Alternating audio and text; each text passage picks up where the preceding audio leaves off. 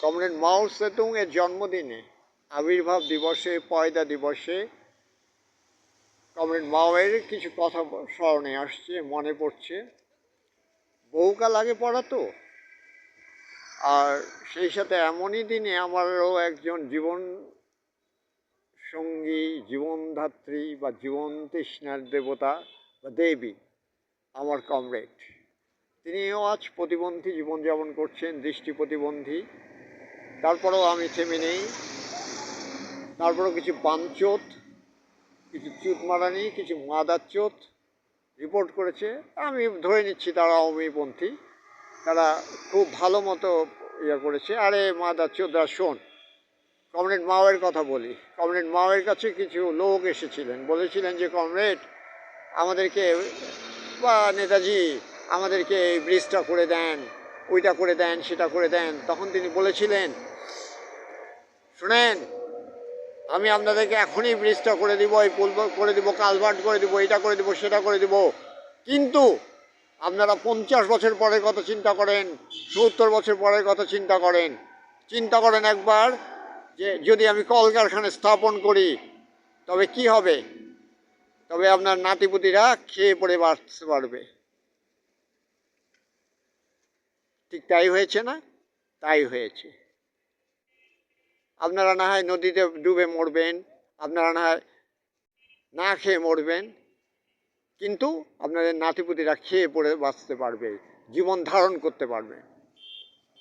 আরে বাঞ্চোত আওয়ামী লীগরা, তোমরা তো বেটারা নিজেদের কথাই বলো। তোমাদেরকে তো এখনো সমর্থন করি, এখনো বলি যে বাংলাদেশের স্বাধীনতার আইকন আওয়ামী লীগ। শেখ হাসিনার উচিত বা আমার হাসুবর উচিত সমস্ত কিছু থেকে তার পরিবারকে রাজনীতি থেকে সরিয়ে নেওয়া। এবং আমরা বাঙালিরা, বাংলাদেশের বাঙালিরা, হাসু, তোমার কাছে শপথ করছি, তোমাদের পরিবারকে আমরা আইকনিক হিসেবে রেখে দিব। যেমন করে ইংল্যান্ডের রাজপ্রাসাদে আইকনিক হিসেবে রেখে দিয়েছে ইংল্যান্ডের রাজপ্রাসাদকে। আর কিছু বলবার আছে? আরে আমার নেতা লেনিন কাঠ বিক্রি করেছিল, কাঠ দেশ চালানোর জন্য। আরে আমার নেতা ক্যাস্ট্রোর বন্ধু চেয়ে বলেছিল আমরা কিভাবে চলবো। তিনি তো ডাক্তার, তিনি তো অর্থনীতি কিছুই বুঝেন না। তিনি সোনাগুলো বন্ধ করে দিয়েছিলেন, সমস্ত কিছু বন্ধ করে দিয়েছিলেন, আমেরিকার সাথে সম্পর্ক বন্ধ করে দিয়েছিলেন। আমেরিকার সামনে আমেরিকা বসে আছে, ভারতের থেকেও দানব একটা বসে আছে, তারপরে কিচ্ছু করতে পারেনি। হ্যাঁ, তারা দারিদ্র সীমার নিচে বাস করছে, কিন্তু চিকিৎসা শাস্ত্রে তারা এতটাই উৎকর্ষতা লাভ করেছে যে চিন্তাই করতে পারবেন না। পিয়ার্স ব্রসনানের একটা ছবি আছে, এই জেমস বন্ড, সেখানে দেখবেন চেহারাই পাল্টে দিয়েছে ভিলেনের। উত্তর কোরিয়ায় মেরেছে, কিউবা যায় চিকিৎসা করেছে। আমি বন্ধুরা বলছি, আপনাদেরকে বলছি, বারবার বলেছি এবং এখনও বলছি, আওয়ামী লীগের সাথে সম্পর্ক আমার রাধাকৃষ্ণের মতো।